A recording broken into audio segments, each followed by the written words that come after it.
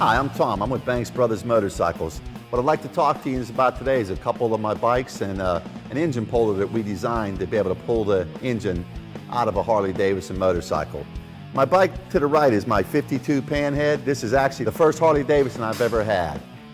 And George gave me this bike way back in 1984. George and I bought this bike together over in Coshocton, Ohio in about 1978. What we are now is we're in the final stages of restoration on this bike.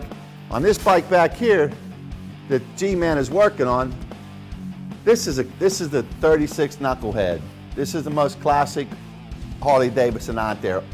For you that know, 36 was from 1936 to 1947. They made the Knucklehead.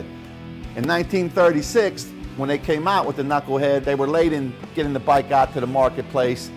And throughout the course of the year, they kept changing things. The 1936 Knuckle is so iconic because it has 1,100 one-year parts.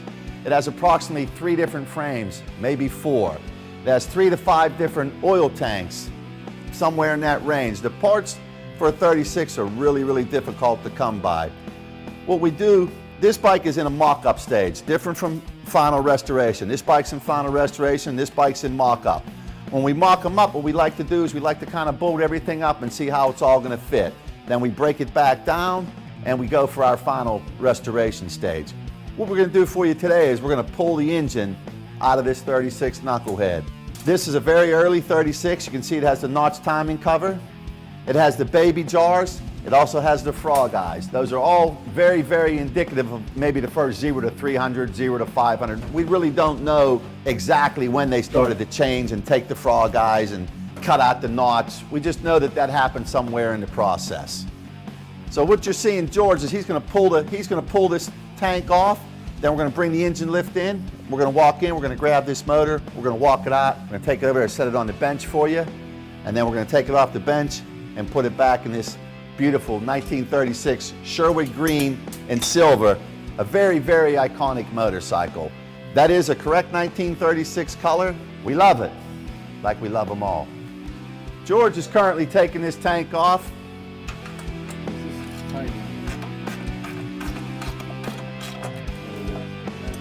I got it. That is a very, very rare tank. There's nothing about this bike that isn't rare and expensive. That's probably why we like them so much. Number 177, one of the first Knuckleheads ever built. Very sought after, iconic machine. What we know about the 36 is there was approximately between 1,500 and 2,000 of them built. We also have different stages or different series. We call it in the AMCA we call it series 1, 2, and 3. Some people even break it down to 4 series. In other words, 4 different 36s that they kind of break down into series. Basically, if they have a baby jar, they're, series 1. If they have the frog eyes, series 1. Notch cover, series 1. As the bike developed, the series changed. They went away from the notch cover and so on and so forth. This is the most iconic Harley Davidson there is, 36 EL. Love it. Set the precedent of motorcycling probably for the next 100 years when they brought this out. And the reason they were able to do that and the reason they were able to defeat Indian was because they came out with overhead valve, okay? Indian, like the Harley flatheads, was a side valve. And when the overhead valve come out, it was a much better motor, simple as that. Hey G, yeah. Listen, we've got the engine puller here. Let's pull this engine out of here and show the guys how it works. No problem. Well, we're not quite lined up. I'll take it up some here. What we're going to do here now is George is going to walk in our puller. Back off there. He's going to walk our puller in, and we're going to get ourselves in contact with this motor. Down a touch.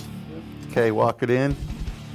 What I'm doing here is I'm adjusting it. We have pieces that go over here, our arms, and they grab the cylinders. And that's essentially what we're lifting on is the cylinders. What I'm doing is I'm just cranking down the safety arm here to You're good there. make our... Now what's going to happen is George is just ever so slightly going to jack it up. Very, very tight. See, Pull it out of there. as me jack her up, pull it right on out. And of course, We're good to go. I'm gonna pull it right out. There you have it, 36 EL, number 1177. Very early. Guys, what we want to do now is we want to take the motor and we want to put it in an engine stand. This is normally what we use to work on our motors. We put it in a stand. We bolt it down in the stand so it's secure. And hold it, G. Down easy. Then all we'll do is we'll loosen it up. We'll walk it out of here. And we'll be in position to work on the motor. Slicker and slime. That's it. All we'll do now is we'll take a couple of the bolts, we'll drop them down through, and we'd be prepared to work on our motor.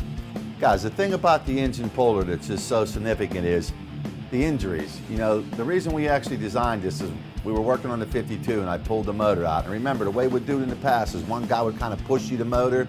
You have very little clearance that you have to get your hands in there and try to pick that motor up, walk over here, rotate and set it in the stand without hurting your back. What we've done is we've decided to design the engine lift because we got tired of hurting our backs. We're not young guys anymore, we're in our 50s and 60s, and this is absolutely the easiest way to move a motor. We can move any of the Harley motors, and we can do it in a very, very short period of time, and it's a one-man operation. You see me working here with G-Man today, but at the end of the day, we don't need one another. We would easily be able to pull this motor by ourselves. Obviously, we enjoy working together, so the two of us are always pulling motors together. Hey, G, let's put the engine back in the 36 frame, huh? Come on in, walk it in. There again, guys, G could do this on his own if he really wanted to, but we work together. George is actually the master mechanic, and I'm actually the organizer. He's got a little bit ahead of me on mechanical stuff.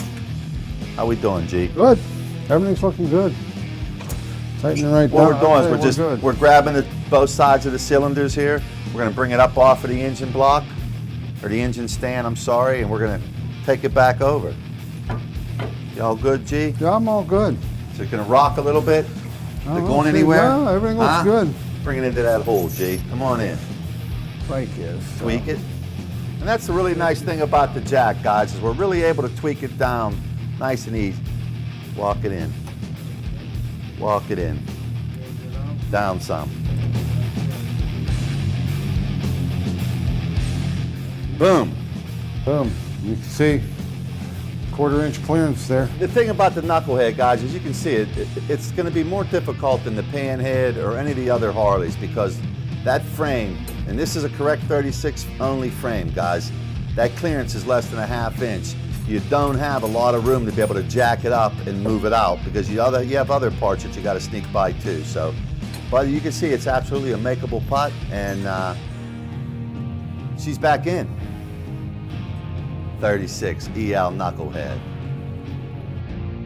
One of the things I like to talk about is Mr. Hart. Mr. Hart's the driving force with Banks Brothers Motorcycles. He was the guy that had introduced us to motorcycles along with our father at a very young age. He was a guy that rode with our father. He was our father's best friend. Even today when we road trip, we never go anywhere without Mr. Hart. We've been in probably 45 states here in the country, all been with Mr. Hart. One of the things that we did when we developed the engine lift was we consulted with Mr. Hart, of course, because all of us are getting at those advancing ages where you don't just pull a motor by hand. It's a lot easier with the Banks lift. What do you think about that, Mr. Hart? Tell you, I've been riding since 1953, and this is the slickest thing that I've seen to get a motor out of one of these motorcycles. I wish I'd have had them when I started riding, and we used to do our own repair work, most of it. But I think every shop ought to have one if you're serious about fixing. Well, we're hopeful that that's what happens today in America, Mr. Hart. We hope every shop has one. Banks Lift is a great product, and it'll do the job.